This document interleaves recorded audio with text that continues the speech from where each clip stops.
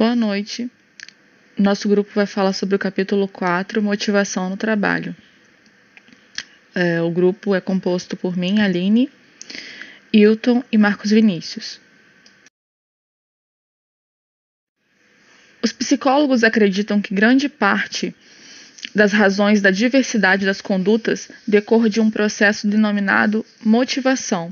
O que faz, algumas pessoas, quando se deparam com uma atividade extremamente difícil de ser realizada, algumas ficam extremamente motivadas e outras ficam tão desmotivadas e logo de cara desistem. O que faz isso acontecer? Quais são as motivações? O que leva as pessoas a pensarem dessa forma? Segundo o livro, motivação deriva do latim motivus. É tudo aquilo que você pode fazer mover, que causa ou determina alguma coisa, o fim ou razão de uma ação. Então, nós podemos fazer equivalência entre teoria da motivação com teoria da ação. E fazendo essa equivalência entre motivação e ação, e falando de ação humana, nós podemos considerá-la multicausal e contextual, envolvendo aspectos biológicos, psicológicos, históricos, sociológicos e culturais. Então, a motivação ela pode ser mensurada a partir desses critérios. E todas as teorias, modelos de classificação, definições, elas são envolvendo esses conceitos, esses critérios e relacionando eles ao trabalho. Bem, os principais aspectos envolvidos no conceito de motivação e que repercutem na construção de teorias sobre esse processo psicológico são ênfase, foco, perguntas e respostas. A ênfase ela vai dizer respeito ao que elege como importante para abordar a motivação, Aí ela é dividida em ativação, direção, intensidade e persistência. O foco é o alvo ou objeto de atenção que está intimamente relacionado com a ênfase de abordagem escolhida, estado inicial, alvo, força e manutenção. A pergunta é a indagação que se faz ao objeto e a resposta é o nível de explicação ou de compreensão que se pretende obter. Aí aqui abaixo o livro resume numa tabelinha, o que significa cada um. Entrando agora nos tópicos da tabela, no livro dá um exemplo de uma pessoa que fica até tarde trabalhando. Qual a motivação que leva ela a ficar ali? Ela pode ter expectativa de avaliação positiva por estar ali, do chefe dela, e isso é um fator extrínseco, é algo que vem de fora, ou ela pode estar trabalhando até tarde por uma característica pessoal, um fator intrínseco, algo que é dela mesma, não tem nenhum outro motivo além disso, por ela gostar, enfim. E isso é referente à ativação de conduta. Agora, a direção de conduta, por exemplo, ela fica até tarde no trabalho, ela pode estar sendo uma escolha consciente, ela está ali, intencionada, às vezes por uma promoção que ela quer receber, ou ela pode estar ali inconsciente, algo no automatismo, algo que ela sempre faz por ela gostar muito do trabalho, ou gostar muito do que faz, ou ter obsessão, pelo que ela está fazendo, enfim, por vários outros motivos. Ela pode estar ali inconsciente. Agora, falando sobre intensidade de conduta, por ela ficar até mais tarde no trabalho, ela quer essa promoção. Só que essa promoção pode ser uma carência pessoal, ela nunca obteve e quer vivenciar, ou pode ser uma atividade-alvo, algo que foi anunciado e ela está sendo motivada a ficar até mais tarde para conseguir ser promovida. E todas essas teorias que existem, que eu vou falar mais à frente, elas são classificadas em grupos, modelos. E aí nós temos 3 modelos. O primeiro modelo divide em 2 grupos, que é a teoria de conteúdo de processo. O segundo modelo, as teorias de conteúdo são diferenciadas das de processo, mas também existe outra dimensão, que é a cognição. E o terceiro modelo fala que a motivação é fundamental, uma teoria de ação, portanto, ordena as teorias de motivação conforme o uso de conceito mais próximo ou distante de uma ação.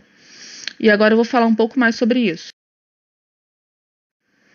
Ao longo da história, as teorias de motivação foram desenvolvidas baseadas em outros conceitos. Nessas teorias reside o interesse de desvendar aspectos individuais, biológicos e psicológicos. Em outras palavras, a falta ou a carência de algo a ser suprido, ou seja, motivação está ligado à necessidade. E entre as teorias, algumas eu coloquei aqui, teoria das necessidades de Maslow, teoria de necessidade de McClelland, teoria ERC e teoria bifatorial. A teoria de Maslow é uma experiência clínica do autor, né? E tem a suposição de necessidade humana, tem origem biológica e está disposta em hierarquias. Ele dividiu em 5 necessidades. Essas necessidades são subdivididas em necessidade básica inferior e necessidade superior. As necessidades básicas inferiores, elas estão levadas para a necessidade de segurança e necessidade fisiológica, relacionando, né, a motivação. E as superiores é a necessidade de autorrealização, necessidade de estima e necessidades sociais, né, de status. Já a teoria ERC, ela resumiu as 5 necessidades em 3, que é a existência, relacionamento e crescimento. Além disso, a teoria fala que a motivação humana não está ligada apenas a motivos progressistas, né, motivos abstratos, mas também a motivos regressistas, mais concretos, menos elevada. A teoria de McClelland, embora seja considerada como necessidade biológica, a motivação, né, ela não é vista como hierárquica. As necessidades são poder, afiliação e realização. As necessidades biológicas, né, ela tem um perfil psicológico, o processo de socialização, e elas estão interrelacionadas. E em algum momento, nesses 2 perfis, ela pode ser uma necessidade de realização, necessidade de poder ou necessidade de afiliação. Outra teoria é a teoria XY de McGregor. Na teoria X, o homem não é motivado, o homem quer se desenvolver e para isso ele precisa ser controlado, né, gerenciado para que ele consiga sentir motivação, ser desenvolvido. E a teoria Y, o homem é motivado, o homem quer se desenvolver, ele faz isso por conta própria, né? Ele gerencia as próprias motivações. Então, ele tem ênfase na pessoa. Então, um é ênfase no controle, que ele precisa de controle para ser motivado, e o outro é ênfase na pessoa, onde ela já tem a própria motivação. Teoria bifatorial de Heinsberg, Mausner e Snyderman. Motivação baseada no que a pessoa deseja obter no seu trabalho, com destaque para os que a faz sentir mal e bem, nesse mesmo contexto. Então, nós temos fatores higiênicos, que são fatores de insatisfação, fatores extrínsecos ao trabalho, quando não temos uma boa política de empresa, supervisão, salário, condição de trabalho, relacionamento. E caso não seja negativo, nós temos uma não insatisfação. E temos fatores de motivação, fatores de satisfação, fatores intrínsecos ao trabalho, que são uma boa realização, com reconhecimento, o próprio trabalho, responsabilidade e crescimento. Caso seja negativo, nós temos a não satisfação. A teoria do estabelecimento de metas foi proposta por Locke. As metas específicas para os indivíduos aumentam o desempenho. Para ele, as metas difíceis, quando aceitas pelos indivíduos, resultavam em um desempenho ainda maior do que as metas fáceis, pois as pessoas são motivadas pelas metas estabelecidas, sendo que as metas bem definidas são mais estimulantes do que as genéricas, desde que as aceite, ou seja, ele esteja disposto a cumprir e esteja no seu nível de capacidade. Quanto mais ambiciosa a meta, maior o rendimento. Isso ocorre pois as pessoas são estimuladas por suas intenções e seus objetivos, pelos seus desejos, demonstrando valor do que se almeja. Por fim, ocorre satisfação quando os resultados do desempenho são alcançados. Como é visto na imagem, é uma relação cíclica em que os desejos pessoais estabelecem valores para as metas e especificam o grau de complexidade desta. As metas interferem no desempenho. Após cumpri-las, ao fim, o colaborador recebe um feedback que irá satisfazer por reafirmar que possui valores corretos, caso as cumpra, e caso não ocorra cumprimento, poderá ter seus valores convergindo mais com o local de trabalho, pois ou receberá metas menos complexas, ou ele irá se adequar a elas. Outra forma de abordar é a teoria da autodeterminação, de Ryan e Deci. que considera as necessidades e interesses pessoais, os domínios cognitivos, afetivo e motivacional, por meio do uso de estratégias que levam à integração adequada do indivíduo ao ambiente, ou seja, faz uma importante distinção entre duas diferentes questões motivacionais: por quê versus para quê.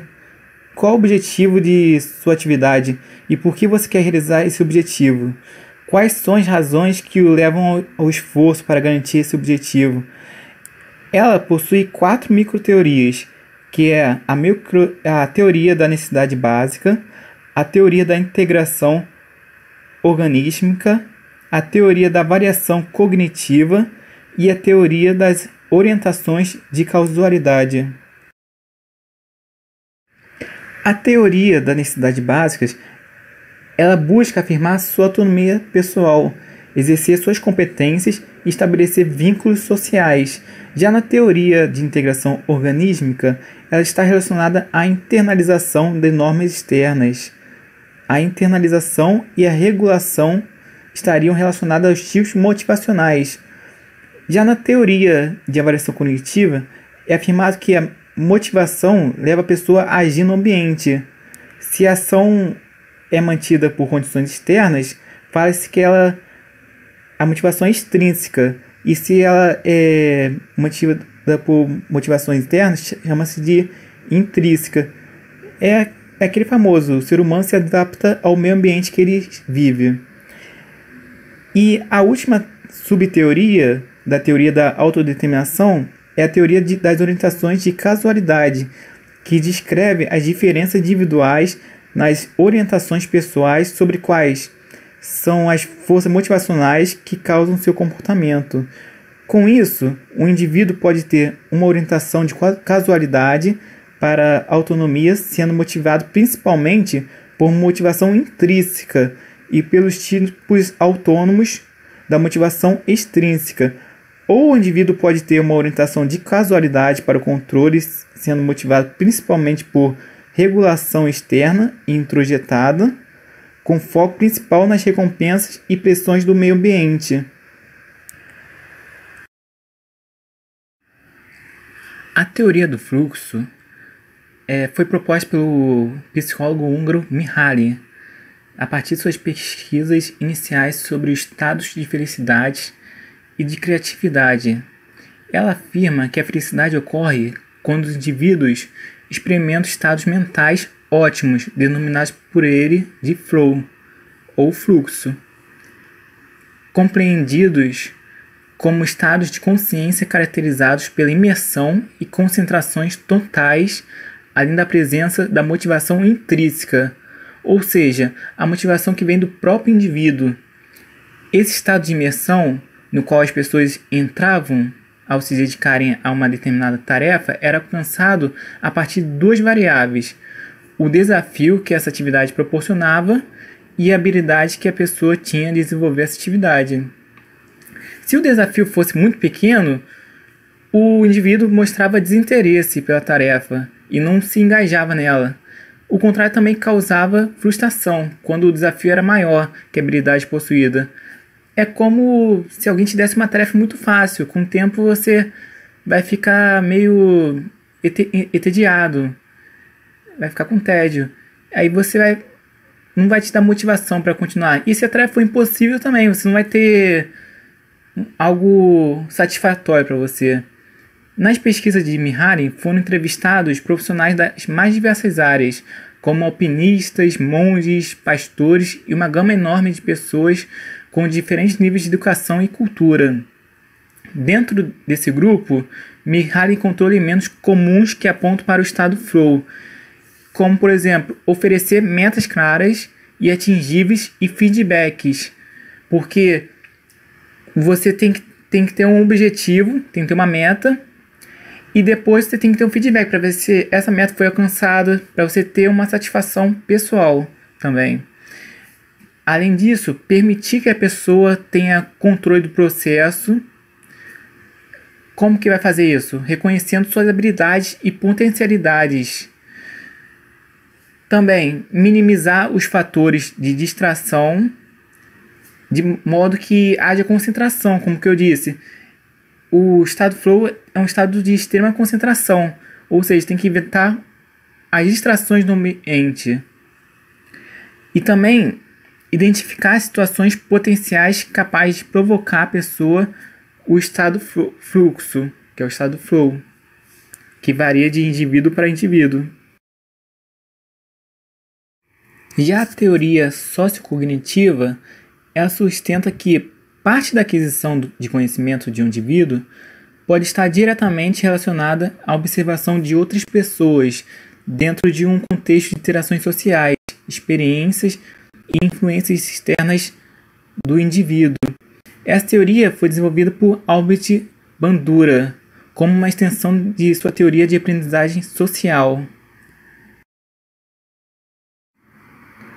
A teoria da autorregulação foi feita por Eckler e diz que a pessoa nota ativação fisiológica, ou seja, a sudorese, o aumento de batimento cardíaco, aumento de respiração, e do seu estado emocional, como por exemplo humor, medo, ansiedade, diante das tarefas serem realizadas, facilitando o controle pessoal.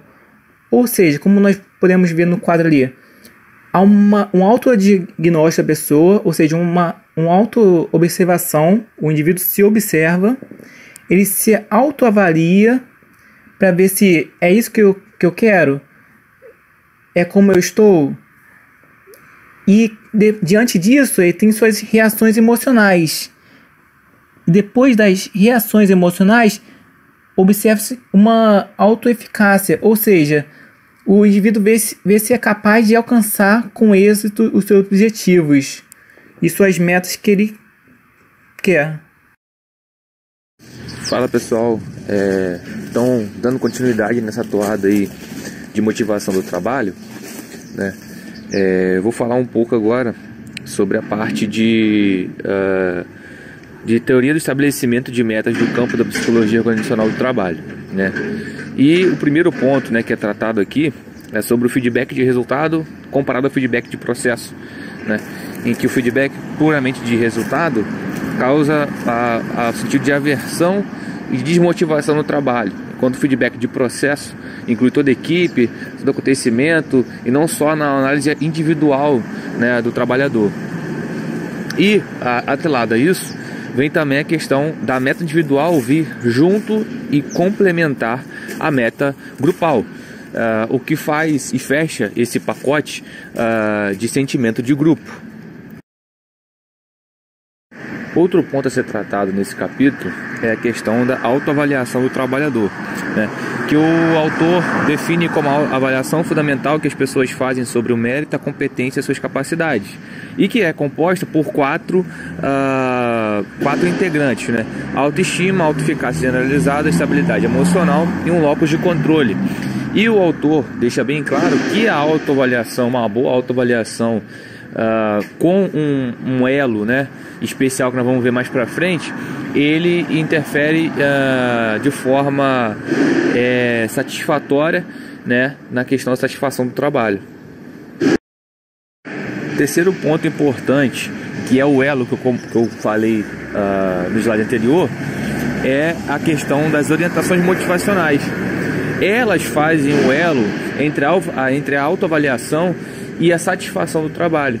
Então, essas orientações motivacionais, elas têm que ser feitas de forma, né, correta, que o autor mais para frente orienta os gestores a fazer dessa forma correta, que se assim feita da forma errada, ela pode ter um efeito reverso na sua equipe, causando uma queda de rendimento, uma queda de satisfação, né, e possivelmente empurrando, né, o seu colaborador a buscar novas oportunidades.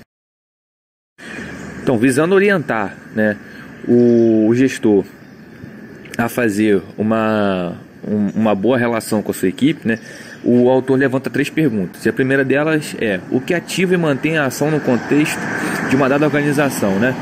E esse primeiro ponto o autor revela, baseado em estudos e abordagens empíricas, né, de que o estabelecimento de metas correlacionados, né, com as microexpressões de cada colaborador e sendo adequada a pessoa ambiente, com certeza vai se tornar, né, um catalisador para ativar a motivação e melhorar a satisfação e desempenho no trabalho. A segunda pergunta que o autor levanta com relação a essa orientação é se existe uma meta ou um alvo claramente estabelecido e compartilhado que poderá orientar a ativação dessa ação. Então, o autor deixa claro que, embora ele tenha dito que metas vazias ou metas genéricas não auxiliem nessa catálise, né, dos colaboradores, o autor deixa claro que a presença de metas é fundamental e necessário, logicamente atrelada, como eu já disse anteriormente, né, às necessidades especiais do colaborador junto com a empresa. Então, sempre tentando fazer um ambiente ali de modificação, mas sempre também com a setagem de metas. Sempre possuir metas de forma correta é extremamente necessário para uma melhor performance do colaborador e da sua equipe. A terceira e última pergunta que o autor levanta com relação, né, a essa orientação para o gestor é de onde se encontra essa força de ativação: na necessidade, carência pessoal ou na meta a ser alcançada. O autor deixa claro que o principal sentimento que vai transformar e impulsionar o colaborador a sempre buscar o melhor é o sentimento de owner, é o sentimento de pertencimento, é o sentimento de conforto ali. Então isso é essencial para uma melhor performance do colaborador dentro da companhia. Mas que as metas, como dito no ponto 2, também são essenciais. Então tem que ser uma junção dessa construção desse ambiente de pertencimento com o sentimento de metas a serem alcançadas de forma correta. Então tudo isso atrelando o sentimento de pertencimento, o sentimento de protagonismo do colaborador, junto com metas coerentes, junto com metas que se realmente tenham uma sinergia com a equipe, isso seria o ambiente perfeito para uma catálise e um impulsionamento de serviço tanto do colaborador quanto com o gestor e uma boa relação do gestor com os seus colaboradores. E por último, o autor lista inúmeras coisas que de fato podem motivar as pessoas no trabalho. Então, por exemplo, investir na qualidade de vida no trabalho, estabelecer relações entre gestor e demais trabalhadores que facilitem a expressão de pensamentos, que entra, né, naquela questão das duas perguntas, o sentimento de owner, né? Buscar a identidade entre as metas individuais e organizacionais, ou seja, né, aquilo que eu falei, adequação da política de metas com a identidade da equipe, né? Promover a participação econômica e política das pessoas nas decisões das empresas, né? Oferecer suporte organizacional para favorecer um melhor ajuste de pessoa-ambiente. Mais uma vez, a questão da relação da pessoa com o ambiente, ou seja, casa, né, vários aspectos aqui casam, né, com a questão das três perguntas, né? E mais um exemplo, cultivar a transparência nos processos de comunicação organizacional, né? Para não ficar, de repente, aquele ambiente de fofoca, aquele ambiente de disse-me-disse, então sempre de forma transparente e profissional, né? Então esses são alguns aspectos, né, que o autor levanta. Tem mais aspectos no livro, né? Esses que foram só alguns que eu trouxe no slide, né, para tentar ilustrar, né? Mas mais uma vez tudo se permeia dentro daquelas três perguntas, naquela questão de sempre da sentimento da empresa tentar fazer um ambiente que o colaborador se sinta pertencente àquilo de forma confortável.